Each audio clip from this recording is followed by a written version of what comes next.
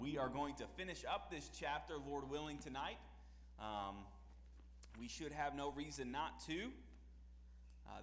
This is a passage we should be able to read through fairly quickly. Not much application necessarily in it, but there is some application that we're going to look at. And really this story that we've started here in the life of Jacob, this is our third sermon kind of on this section of his life where he's heading towards leaving his father's house. And but it kind of began, our story began with a discontentment talked about that began with Leah and Rachel battling for the attention and the affections of Jacob. Leah being discontent with the love that she had, and Rachel being discontent with the children that she did not have.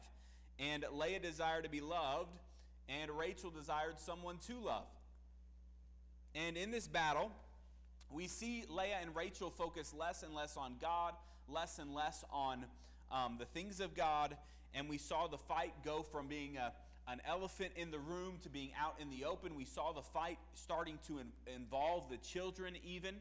And they name a child after the fight. They take the mandrakes of Reuben and they barter over them. And all kinds of nasty things are happening in the house of Jacob. And all this time, Jacob's leadership is really non-existent. And so he comes to a place in the middle of chapter number 29 where he sees his need to leave the house of Laban.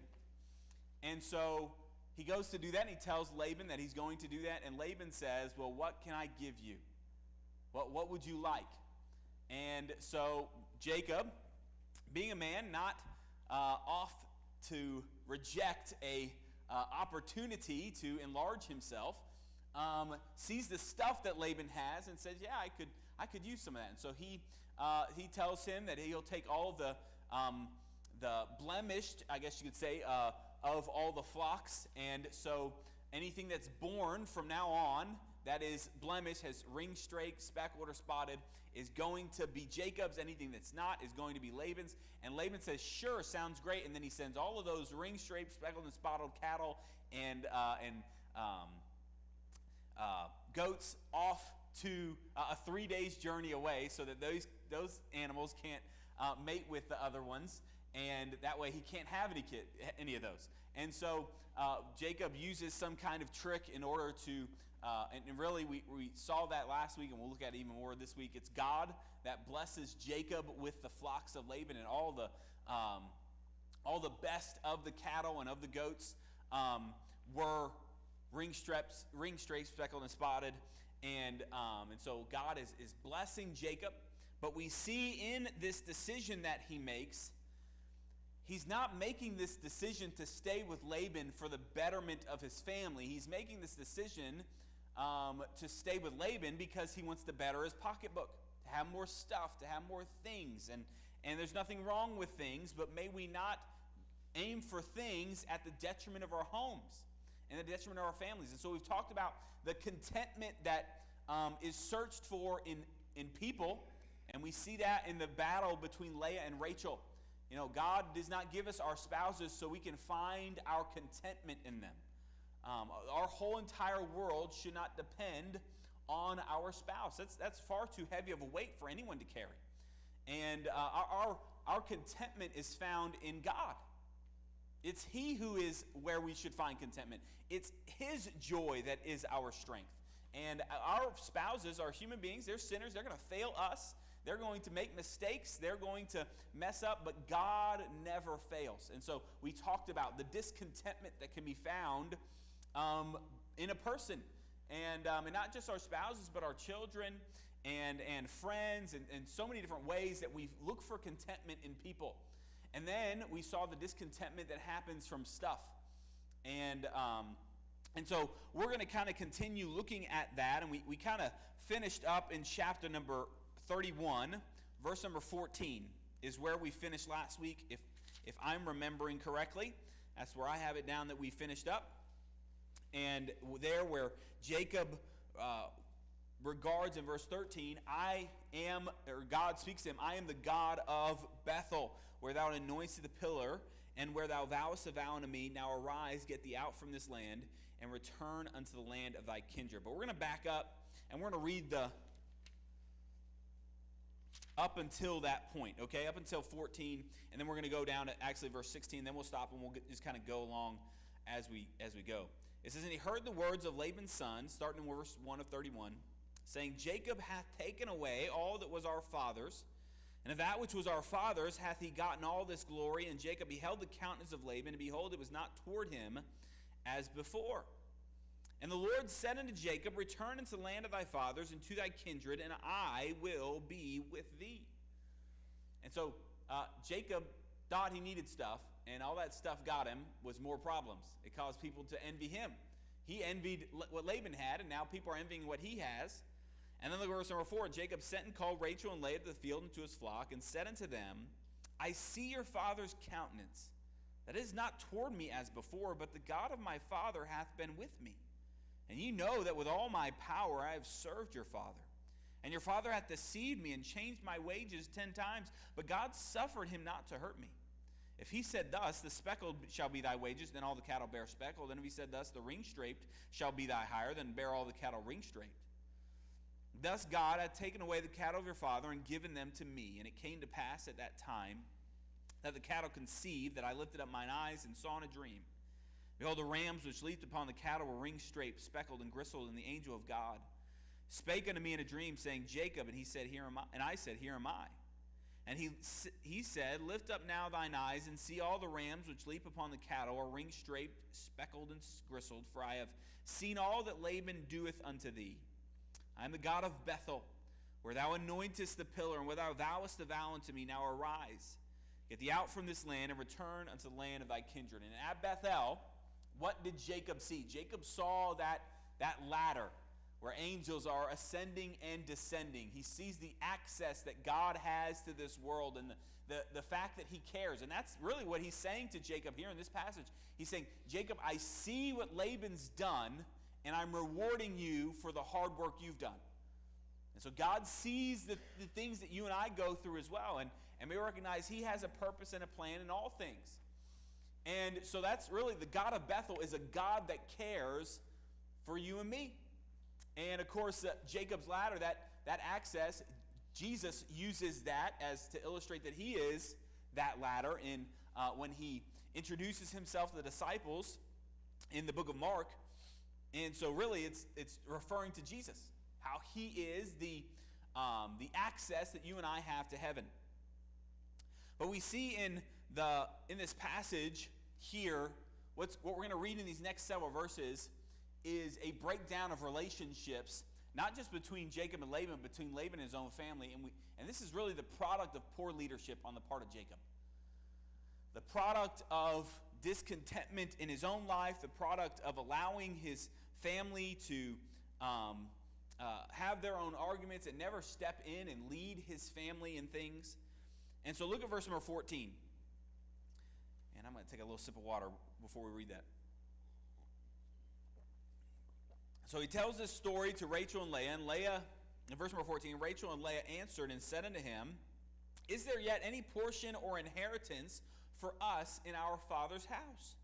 Are we not counted of him as strangers?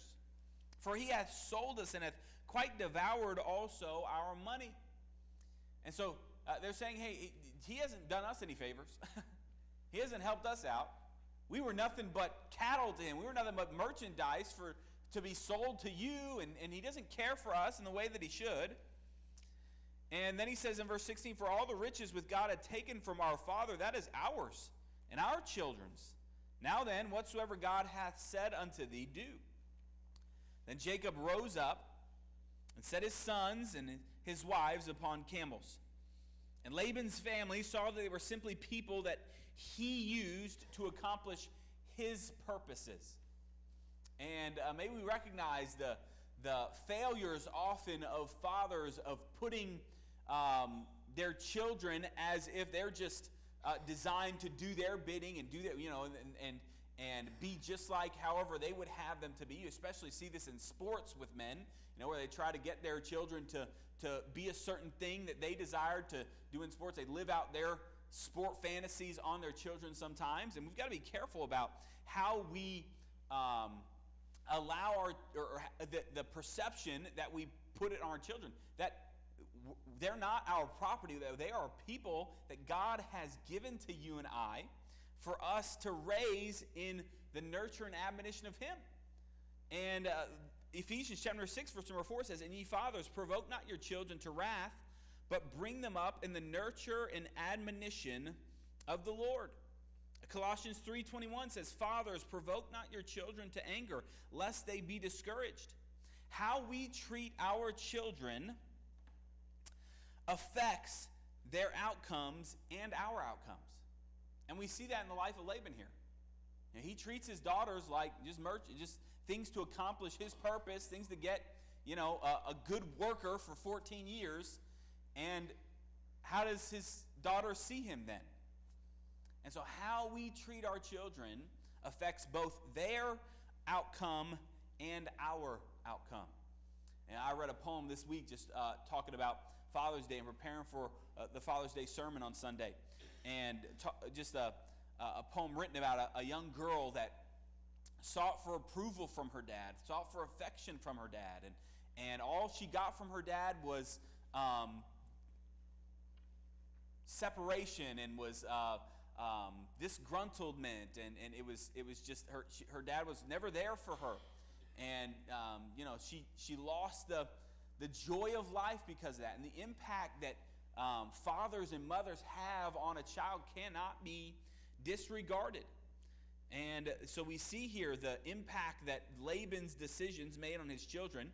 And then look at verse number 18. It says, "And he carried away all his cattle and all his goods, which he had gotten, the cattle of his getting, which he had gotten in Padan Aram, for to go to Isaac his father in the land of Canaan. And Laban went to shear his sheep, and Rachel had stolen the images that were her father's." Now that seems like a small detail, but it's going to come up again here in a moment. "And Jacob stole away unawares to Laban the Syrian, in that he told him not, that he fled.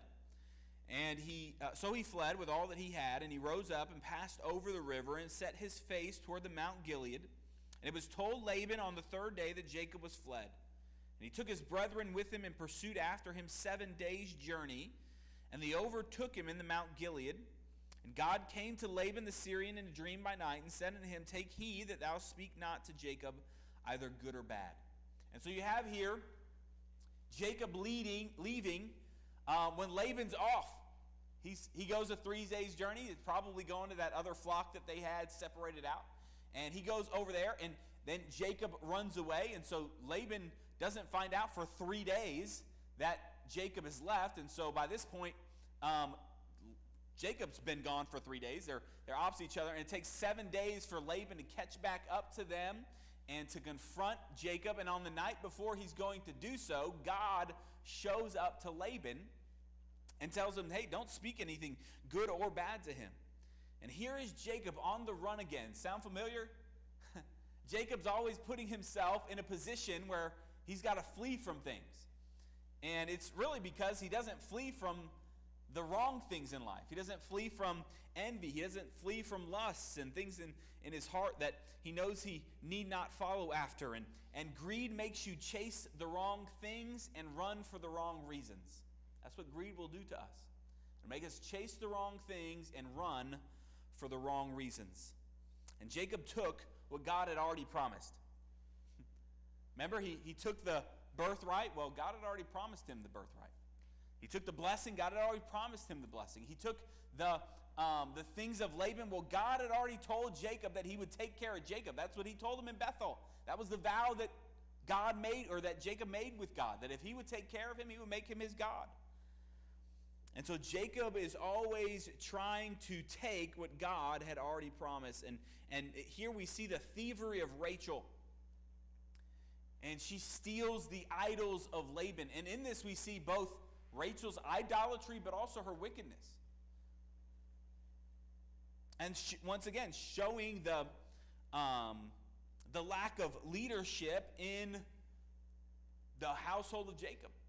And some scholars that I read after talked about how this having the idols of the father gave the headship of the household in a pagan household.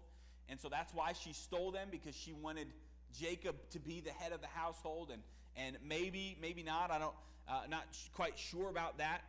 And but surely what it does tell us is the both paganism, the idolatry that is in the heart of Rachel, and the wickedness that's in her heart. And the vengeance on Laban's mind is seen here, but we also see the protection of God by his word. God's word protects us, and it helps us, and it leads us along. Now look at verse number 25. It says, Then Laban overtook Jacob. Now Jacob had pitched his tent in the mount, and Laban with his brethren pitched in the mount of Gilead. And Laban said to Jacob, What hast thou done, that thou hast stolen away unawares to me, and carried away my daughters as captives taken with the sword? Wherefore didst thou flee away secretly, and steal away from me, and didst not tell me that I might have sent thee away with mirth, and with songs, with tabret, and with harp? And hast thou not suffered me to kiss my sons and my daughters? Thou hast now done foolishly in so doing. It is in the power of my hand to do you hurt, but the God of your father spake unto me yesternight, saying, Take thou heed that thou speak not to Jacob either good or bad. And now, though thou wouldest needs be gone, because thou sore longest after thy father's house, yet wherefore hast thou stolen my gods? And so we see here Laban all of a sudden showing care for his family. You know, he starts off saying, Hey, you took my daughters away like a thief in the night with a knife at their throat, and I didn't get to kiss them goodbye. I didn't get to tell them goodbye. And if you were and then he ends it by saying, if you were so needing to go back to your father's house, why did you steal from me? Of course, bring up the gods of Jacob, which, as we're going to see here, I don't think Jacob has any clue that Rachel has done this. Else he for sure wouldn't have said what he's going to say in these next few verses. And really, in verse number 30, Laban shows his real reason for going after Jacob. You know, the last words often reveal the heart. And so we see here, what's he really concerned about? He's not concerned about getting his kids back. He's concerned about getting his gods back. Look at verse 31. We see Jacob's response. Jacob answered and said to Laban, Because I was afraid. For I said, Peradventure thou wouldest take by force thy daughters from me. With whomsoever thou findest thy gods, let him not live. Before our brethren discern thou what is thine with me, and take it to thee. For Jacob knew not that Rachel had stolen them. So he has no idea, and of course would not have had any idea, so he wouldn't have had the vow that you can kill whoever has them, because that was his favorite wife that had them. And verse number 33, And Laban went into Jacob's tent, and into Leah's tent, and into the two maidservants' tents, but he found them not. Then went he out of Leah's tent, and entered into Rachel's tent. Now Rachel had taken the images, and put them in the camel's furniture, and sat upon them. Laban searched all the tent, but found them not. And she said to her father, Let it not displease my lord, that I cannot rise up before thee, for the custom of women is upon me. And he searched, but found not the images. And the confidence of Jacob is very misplaced. He is so confident that no one in his household has stolen the gods of Jacob that he makes a vow that whoever you find these in, you can go ahead and kill him. That's some confidence right there. That's some bravery, especially with a household full of little kids. You know, if somebody showed up at my door and said, Hey, you stole something from the store, and I definitely would say, well, throw in prison whoever you find it with, because, you know, I got little kids. They're very likely to take something that doesn't belong to them, and good night. You all know Megan. I mean, come on now. No, I'm just teasing. But, you know, he has such confidence. He doesn't know the wickedness that is in his own home. He's not recognizing. He doesn't have the heartbeat of his home recognized, and likely because of how much time he spent in those flocks trying to make sure that he got from those flocks what he felt like he needed. And he was too busy taking care of Laban's flocks that he had not noticed the decay of his own home. And the deceitfulness of Rachel is very clear, and it's not just clear from this, it's clear from how she treated her sister, and the wickedness there, and the contempt that she can have for those who are closest to her. And look at verse number 36. Since Jacob was wroth and chode with Laban, so he didn't find the gods, and so now Jacob feels even more empowered. And Jacob answered and said to Laban, what is my trespass? What is my sin that thou hast so hotly pursued after me? Whereas thou hast searched all my stuff, and What hast thou found of all thy household stuff? Set it here before my brethren and thy brethren, that they may judge betwixt us both. This 20 years have I been with thee. Thy ewes and thy she-goats have not cast their young, and the rams of thy flock have I not eaten. That which was torn of beasts I brought not unto thee. I bear the loss of it. Of my hand didst thou require it, whether stolen by day or stolen by night. Thus I was in the day, the drought consumed me, and the frost by night, and my sleep departed from mine eyes. Thus have I been 20 years in thy house. I served thee 14 years for thy 2 daughters, and 6 years for thy cattle, and thou hast changed my wages 10 times. Except the God of my father, the God of Abraham, and the fear of Isaac had been with me, surely thou hadst sent me away now empty. God hath seen my affliction and the labor of my hands, and rebuked thee yesternight. So Jacob here, we see his contempt. And really, his contempt is almost laughable, as if Jacob has never stolen from anybody, as if Jacob has never lied or tricked or anything like that. And of course he has. And that it's so difficult for us to recognize the faults of ourselves. We often find them in others, but we don't notice the beam that's in our own eye. And yet, although he's not recognizing the sins of his past, may we recognize that he has been a faithful servant to Laban. He did stay up at night. He did risk his life. He did spend time and invest, and he was a good worker, and he was a faithful servant. And you and I should, as the Bible tells us, we should treat our masters, our bosses, as we would God. We should serve them and treat them as we would God. That everything that you and I do should honor and glorify God. And so it goes with our daily work. But is that what mattered most to Jacob? And I think that's really the theme of what we've been going through. What mattered to Jacob was the stuff. And so he spent his life for this stuff, and he didn't spend his life for the people in his family. And then look at verse number 43. It says, and Laban answered and said unto Jacob, these daughters are my daughters, and these children are my children, and these cattle are my cattle, and all that thou seest is mine. And what can I do this day unto these my daughters, or unto their children, which they have borne? What was Laban's is now Jacob's. And oftentimes what the world thinks that they have, you and I really have. The world thinks that in all their partying and all their consumption of the pleasures of this world, they have happiness. But you and I truly have joy. Have the joy of the Lord. And they think they have the world on a string, but they really have nothing. They can have the whole world, but if they lose their own soul, what do they really have? Nothing. And so we see kind of here a picture of that, but also maybe recognize that Laban has given Jacob much, and Jacob's not recognizing that. You know, with every with every storm cloud, there's a silver lining, right? And even in the difficult times of life, I recognize that God's been good. And Jacob does receive much from Laban. He is walking away with Laban's family and Laban's stuff. He really is. And so although Laban's tricked him, although Laban's been mean to him, God's blessed him. And never forget about what you do have in pursuit of that which you don't. Never forget what you do have in pursuit of that which you don't. You know, Jacob's forgetting all the good things that he has. Yes, he served Laban for 20 years, but he's walking away with quite a bit. And sometimes we're so busy looking at the wrongs of this world, we miss the blessings of God and how good he's been to us. Look at verse 44, and we're going to close here with this agreement that they come to.